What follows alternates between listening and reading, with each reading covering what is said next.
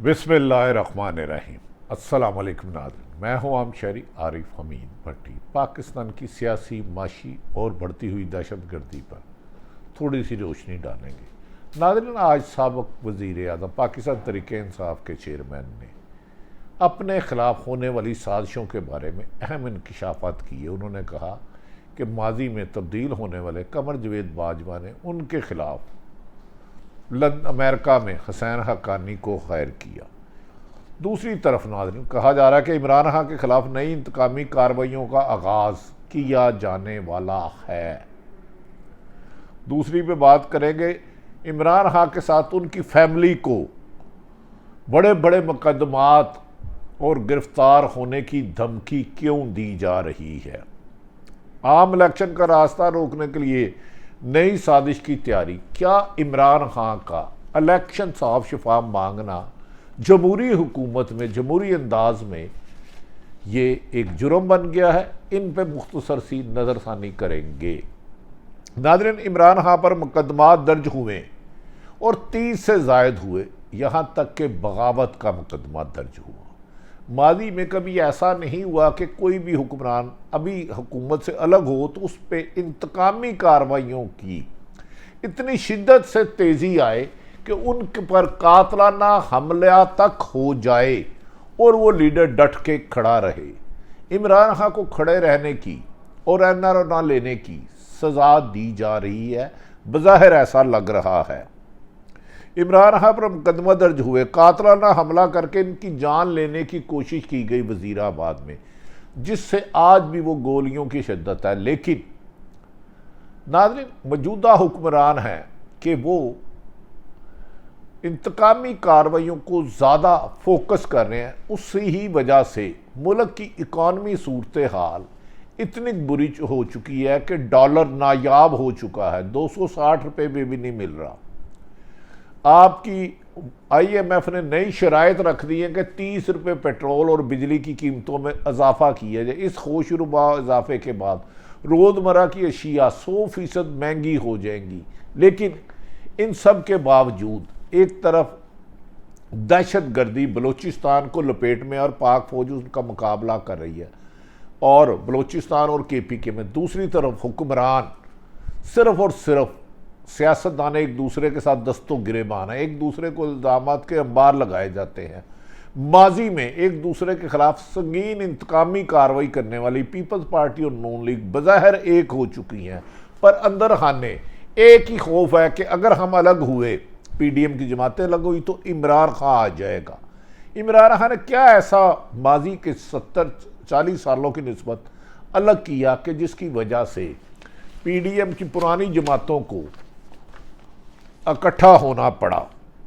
नाज़रीन, देखते हैं कि इमरान खान को कभी कहा जाता है कि तोशाखाना रेफरेंस में नहल करने की कोशिश की जा रही है और इसके लिए PTI ने कहा है कि इलेक्शन कमीशन उनका विंग बन चुका है और इलेक्शन कमीशन इतना बायस्ड हो चुका है कि उसने अब खुद ही फैसला किया था कि 31 दिसंबर को बल्दियाती इलेक्शन इस्लामाबाद में होंगे और आज उन्हीं से मुनरफ होकर खुद ही उसे मंसूब कर दिया, जिस पर पाकिस्तान तहरीक इंसाफ ने सख्त एहतजाज किया कि जमहूरी हुकूमत में जमहूर को ही नफ़ी की जा रही है। ये ना इंसाफ़ी और इंतकामी कार्रवाई है, हम इसके लिए अदालत में जाएंगे।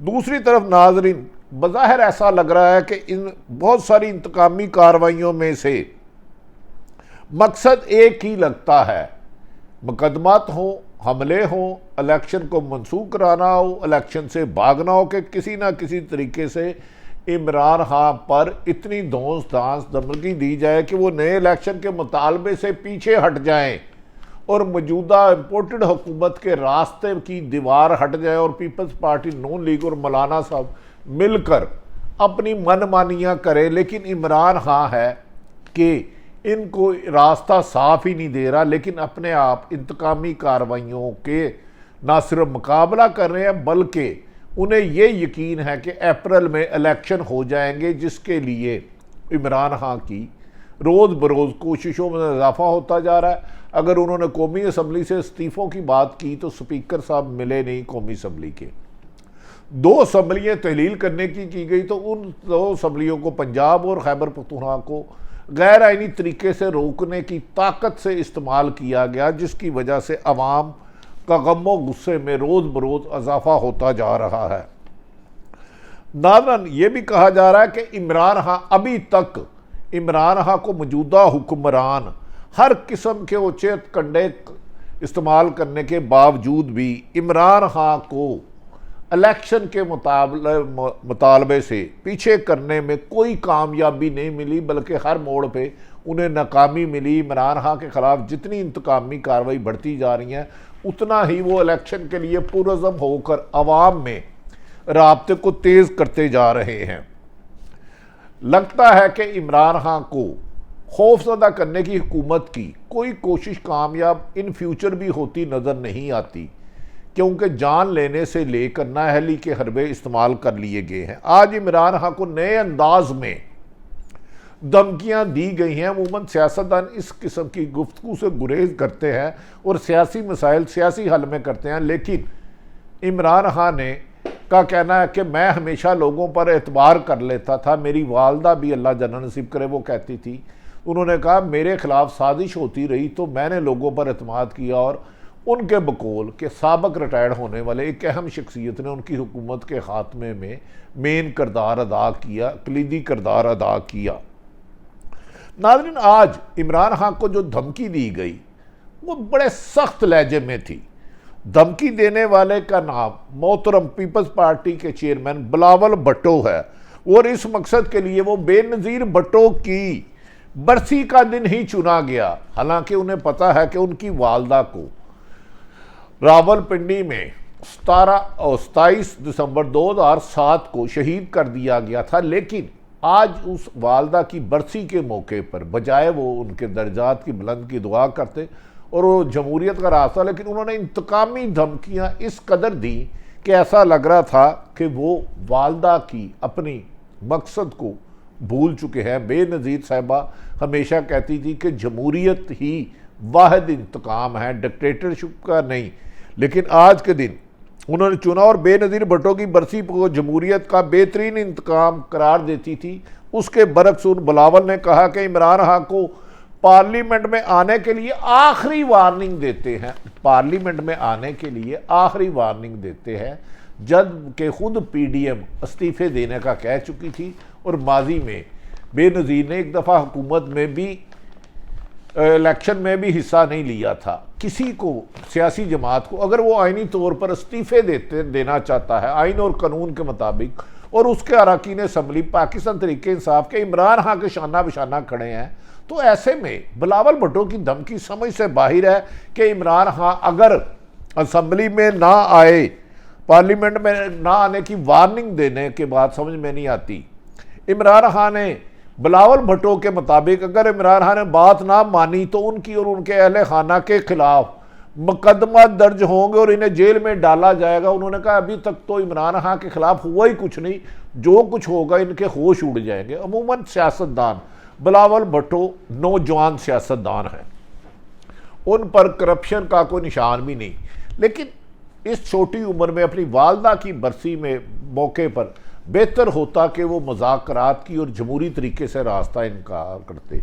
वालदा की बरसी पर इस तरह धमकी देने पर, जिस पर पीटीआई ने सख्त रद्द अमल का इजहार किया है। नाज़रीन, बिलावल भुट्टो की तकरीर आज अहम दौरों पे हलकों में गुफ्तगू होती रही कि उन्होंने ये तकरीर क्यों की। एक तरफ तो ये खबरें आ रही हैं कि शायद पीडीएम में भी इख्तलाफात हो चुके हैं, मुस्लिम लीग नून भी आपस में तकसीम है पंजाब का वज़ारत आला पर, और दूसरी तरफ पीटीआई और काफ लीग में भी सीट एडजस्टमेंट नहीं हो पा रही। ऐसे में ऐसा जारहाना रवैया बिलावल भुट्टो ने इमरान खान पर तलकीन करते हुए साबका दौर की इस्टेब्लिशमेंट पर भी, साबका बिलावल भुट्टो ने इमरान खान को तो धमकियां दी ही थी, साबका दौर की इस्टेब्लिशमेंट को भी पर भी वार किए, वार सख्त वार किए, और कहा कि उन्होंने इमरान खान के हैंडलर्स को भी घर भेज दिया है, हैंडलर्स को भी घर भेज दिया है। क्या वजह है कि बिलावल भुट्टो और पीडीएम की जमात मुस्लिम लीग नून 9 अप्रैल को जो हुकूमत चेंज की गई और उसके बाद जो नैब कवानीन में तरमीम करके सारे के सारा बेनिफिशरी पीपल्स पार्टी और नून लीग थी, आज उन्होंने अपने उस मौसर को भी जो साबिक रिटायर्ड अहम शख्सियत हो चुकी है उनको भी कहा कि तुम्हारे हैंडलर्स को भी घर भेज दिया है। लगता है कि इस मुल्क में चार मुखी लड़ाई हो रही है, समझ नहीं आती कौन किसके साथ है और कौन किसका दुश्मन है। इन तमाम धमकियों के बावजूद इमरान खान अपने मौक़िफ़ पर कायम है और 1 इंच भी पीछे हटने के लिए तैयार नहीं। उन्होंने कहा कि मैं इन बारमती के कुनबे पीडीएम की जमातों को घुटने पटेक कर सियासी अंदाज में, जमहूरी अंदाज में इलेक्शन करवाने पर मजबूर करूंगा और अप्रैल में होंगे। कौमी असम्बली से इस्तीफे देने के साथ साथ पंजाब असम्बली और केपी की असम्बली तहलील करके रहूंगा। मुझे कोई धौंस धांधली धमकी और इन सहूलतकार मुझे खौफजदा नहीं कर सकते। उन्होंने कहा, इमरान खान का कहना था कि मुझे मौत को इतनी करीब से देखा कि मौत का खौफ मुझ पर ख़त्म हो गया है।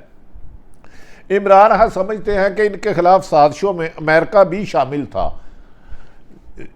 उनके मुताबिक इमरान खान ने आज यहाँ तक हुसैन हुक्कानी ने अमेरिका को इसलिए लॉबिंग की थी।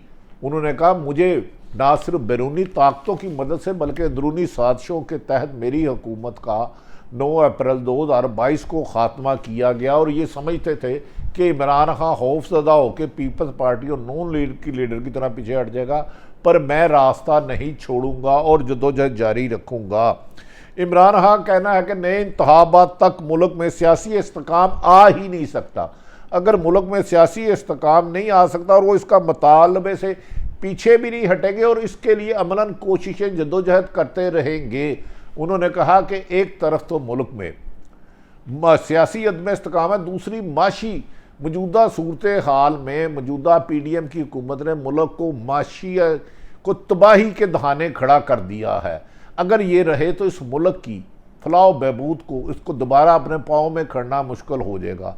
दूसरी तरफ नाजरीन, बड़े अरसा दराज बाद कुर्बानियों के बाद अमन कायम किया गया था और दहशत गर्दी को पाक फौज ने जड़ से उखाड़ दिया था। अब दोबारा दहशत गर्दियों ने इस्लामाबाद तक पहुंच गया और देखना यह है कि कौन से दहशत गर्द हैं, कहाँ खामी कमी रह गई कि दहशत गर्दों की गाड़ी इस्लामाबाद तक पहुंच चुकी। बलूचिस्तान और केपीके में दहशत गर्दी के साए मंडला रहे हैं, जबकि कहा जा रहा है कि अहम अदारे बहुत जल्द दहशत गर्दी के खिलाफ फाइनल हिकमत अमली करके उनको घुटने से उनको निस्तो नाबूद करने के लिए कार्रवाई करने की हतमी मशावरत कर रहे हैं।